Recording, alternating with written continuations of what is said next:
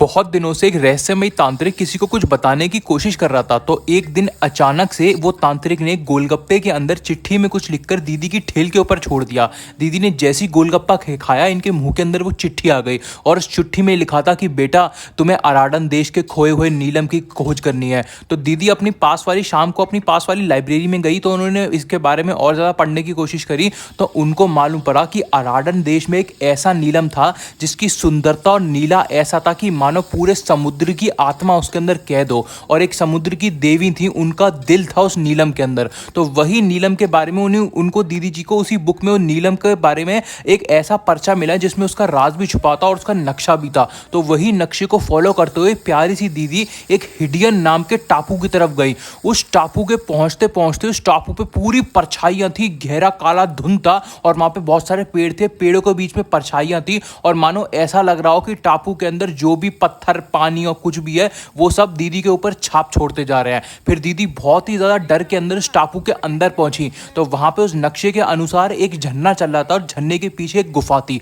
गुफा के अंदर जैसी दीदी ने कुछ अपने अंदर पैर रखा तो गुफा की जो हवा थी, हवा के अंदर बहुत ज्यादा नमी थी और मानो ऐसा लग रहा था कि गुफा के अंदर, हवा के अंदर कुछ ऐसा सड़ा हुआ घुला हुआ है। और गुफा के अंदर इनके पास एक मशाल थी, मशाल भी थोड़ी धीमी हो गई और गुफा के अंदर जितने भी जो दीवारें थी ना, दीवारों के ऊपर कुछ चिन्ह लगे हुए थे, मिटे हुए। फिर वैसी चिन्हों को देखते हुए दीदी गुफा के अंदर पहुंची तो उनको एक बड़ी सा एक चेंबर सा मिला। उस चेंबर के अंदर ऊपर से एक रोशनी आ रही थी और बहुत ज्यादा ठंडा माहौल था, ठंड लग रही थी। बहुत ज्यादा छोटी वाली जो सांप वाप होते हैं वो भी उसके अंदर टहल रहे थे और औरतों की गूंजने की आवाज आ रही थी बहुत दूर दूर से, पता नहीं उस गुफा के अंदर। और जानवरों और भेड़ियों की भी आवाज आ रही थी। वहां पे एक लट्ठा था, उस लट्ठे के ऊपर एक नीला सा नीलम टंगा हुआ था जिसकी रोशनी इतनी ज्यादा तेज थी कि उस पूरे चेंबर के अंदर उसने नीला नीला कर दिया था। फिर प्यारी सी दीदी ने एक सीढ़ी का इंतजाम करके उसके अंदर उस सीढ़ी के ऊपर चढ़ के वो नीलम वहां से उतारा। तो उनके नीलम जैसी इन्होंने अपनी उंगलियों पर पकड़ा ना, ऐसे इनकी उंगलियों पर किसी की वो हार्ट बीट होती ना, हार्ट बीट फील होने लगी। बिल्कुल ऐसा लग रहा था किसी देवी का दिल इन्होंने अपने हाथ में पकड़ लिया। वो नीलम इतना ज्यादा था।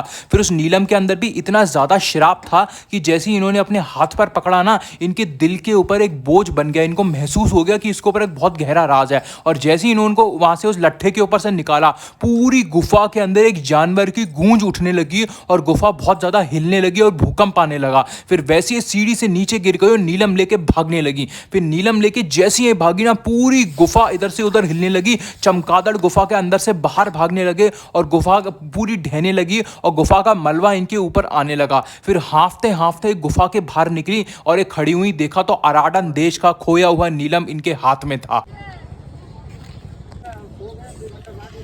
एक और बार।